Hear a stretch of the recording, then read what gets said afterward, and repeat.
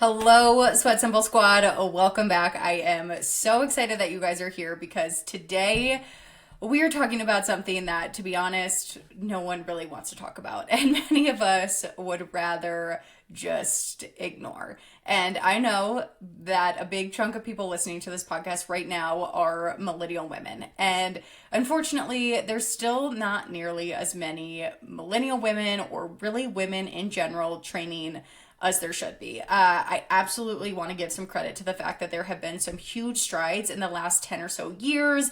Like I'm seeing more and more girls in the gym, especially like on social media. I feel just scrolling. I'm seeing more women feeling empowered by lifting, and that's incredible. But at the same time, more often than not, I do see women opting for things like group fitness classes, Pilates, that is like a big trend right now, and other low impact options like, the 330, 310, 30. I can't remember right now what it is. The big TikTok incline walking trend, hot girl walks in general, like all of that stuff is really incredible in its own right. And I get why those things are so popular. Like the gym can be intimidating. It can be hard to even know where to start in the gym. And I like the group fitness environment is so fun.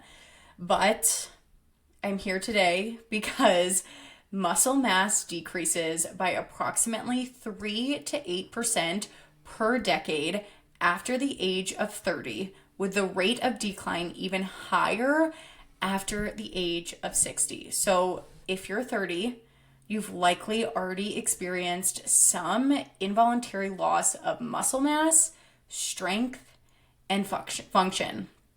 And I don't know about you, but as someone who is 30, I turned 30 in October, that stat scares the shit out of me because that doesn't just mean that our body composition starts to change, which is, I think, like what a lot of us are focused on. We want to look a certain way, and the decrease in muscle mass contributes to that. But it also means that as we age, we have an increased risk of falling, injury, and we have decreased mobility. And as if that wasn't enough, as a result of less muscle mass, our bone density will increase or will decrease, our metabolism will change, and our joint stiffness starts to increase. And I know that this might seem far off. Like when we think about those things happening, when we think about not being as mobile and, maybe not being able to do the things that we want to in terms of like an activity level and feeling a lot of pain. If you're only in your 30s right now, if you're maybe even if you're in your 40s right now, that might feel really far off. But the reason I'm doing this podcast and the reason I wanted to share that stat with you is because the reality of it, the one that we don't want to face, is that it's happening right now. If you're over 30, these changes are happening right now. So if you are someone who always pictured yourself staying really active in your retirement, being able to, travel and do a lot of activity into your 50s, 60s, 70s, and even 80s, the road to that mobility and that freedom later on in life, that starts right now, even if you're only 30. Now, for the good news, there is a way to prevent and to delay this loss of muscle mass. And what is that magical anti-aging pill? It's strength training. Yes, strength training. By strength training, you can not only delay that loss of muscle mass, strength, and function, but you can actually increase these things. And it is never too late. Truly, the best time to start is right now, no matter how old you are. It is never too late, but you have to start now. You really need to start now. Whether you're 30, whether you're 40, whether you're 55, 65 listening to this, the best time to start is right now. It is not too late, and anything you do today is going to continue to impact that future lifestyle that you're trying to build. So the best thing I can say is to start strength training right now. And here's the important thing, and this is the piece that so many of us miss.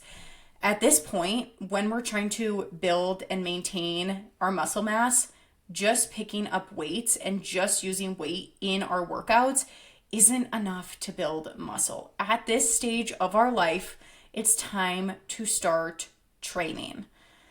How do you do that? How do you actually start strength training? If you're someone who has only ever done the group fitness or done the low impact and you feel really intimidated by all this, and that's why you haven't started. You probably know that you need to be training in this way. Maybe you don't, but if you do know, there's something that's maybe held you back. There's a reason, and it's probably because it feels really intimidating.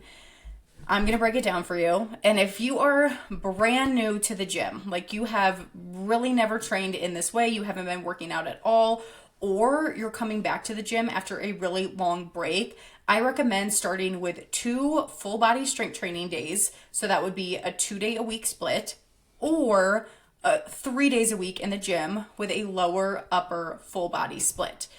If you're like, that doesn't sound like me, I'm a little bit more in that intermediate to advanced range, I've been working out, I just haven't been training in this way, then I would shoot for 3 to 4 strength training days a week. You can follow that same lower upper full body split for 3-day a week, and for the 4-day a week option, I personally, what I program for most of my clients is a lower upper lower body split for 4 days a week. Now, what should you actually be doing on those days? How many exercises do you need? What should they look like? You want to strive for about 5 to 8 exercises per workout. I promise you, that is plenty. So many people think that more is better when it comes to strength training, but the truth is that better is better. And 5 to 8 exercises per workout is plenty, and it's actually the most effective when we're trying to build muscle, when we're trying to increase our muscle mass in general. So 5 to 8 exercises is going to be your sweet spot. Now, when you're like planning out those exercises, you want to make sure that you're training each movement pattern. So those movement patterns are the squat, hinge, push, pull, lunge, and carry. You want to make sure that your program has a good mix of all of those in order to be a well-rounded functional strength training program.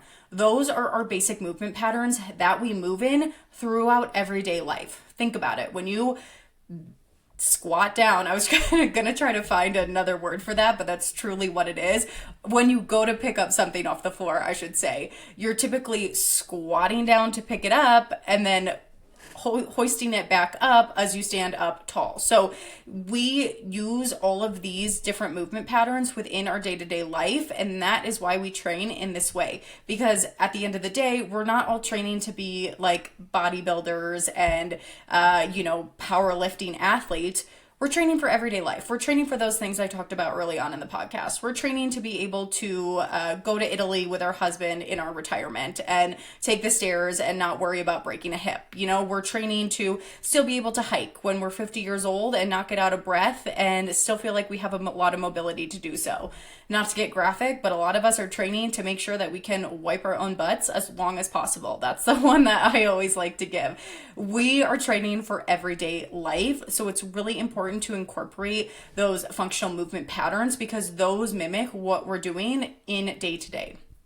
Now, if you're sitting here like, okay, I have heard of those things before. Like I've heard probably of like a push-pull split, or I know that I do lunges sometimes, but I have no idea how to build out a workout program that incorporates those things, which is why I haven't even started training in the first place. Don't worry, I've got you covered. I'm going to leave my free beginner strength training guide in the show notes. So you can go ahead and pause the episode right here, go to the show notes, get my free beginner strength training guide, and then come back here and you can start following that.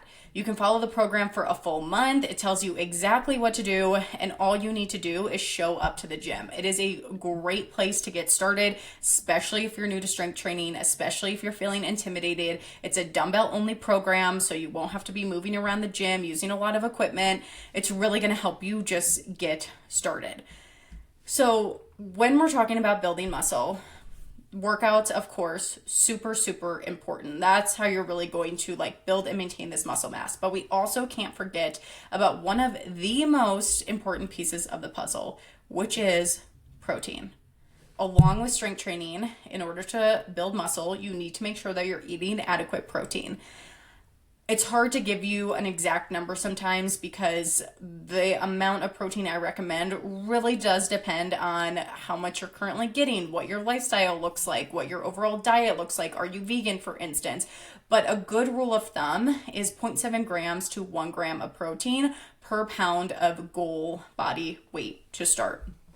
And you want to make sure that you're eating enough protein to actually build the muscle that you're working so hard to do so in the gym. So strength training is super, super important, but we can't forget about that nutrition component.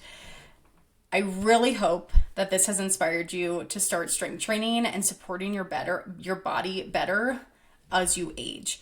I know how easy it is to feel like you're so lost in your day-to-day life and you'll worry about these things when they happen. But I'm here to tell you, almost every single one of my online coaching clients has told me that their biggest regret when it comes to changing their habits in general, especially when it comes to strength training, is that they didn't start earlier. Because a lot of those things that you typically wait to actually start until they happen, you wait to start strength training until you're having a hard time moving around. You wait to start strength training until there's an issue. You wait to start strength training until you realize that you're moving a little bit slower and you're getting injured more quickly.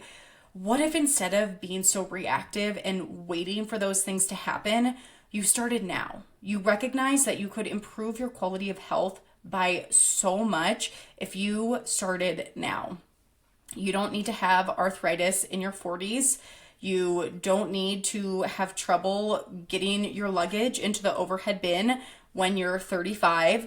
Those things don't need to happen in your life if you start strength training now. So I don't record this episode to scare you. I don't record this episode to make you feel like you're already behind, because you're not. The best thing you could do, though, is start today. I want you guys living the most fulfilled, healthy, free life that you possibly can. And that comes by bulletproofing your body now, by really setting yourself up for success in the future. Sometimes our age smacks us in the face. I genuinely can't believe I'm 30 years old. Sometimes I still feel like I'm 25. Do you guys have that age that you feel like you're just stuck at? If that resonates with you, shoot me a DM and let me know what that age is. For me, I feel like I'll always be 25 to 27. And then we realize we're not. And these things are happening in our body whether we do something about it or not. So I'm going to encourage you all to just get started, to start picking up the heavy weight, to start really strength training in a way so that you can actually start to build muscle, so that you can prevent and delay this decrease in muscle mass that starts happening in your 30s. Because even though we feel really young, even though we aren't seeing the impacts just yet of that decreasing muscle mass, it likely is still happening, and it's better to start now and start combating it now. So if you have any questions on anything I just covered, I know strength training can be intimidating, but I don't want it to be. Don't forget, I have that free strength training guide for you in the show notes so that you can start training with no guesswork. I'm taking it all out for you. You just have to show up to the gym. As always, though, thank you guys so much for being here. If you're like, my friend needs this episode, I have been trying to get her to strength train for so long, please consider sending it to her so that we can keep growing this community, so that I can really help more people. But in general, I appreciate you guys so much. Thank you for being here, and I'll talk to you next week.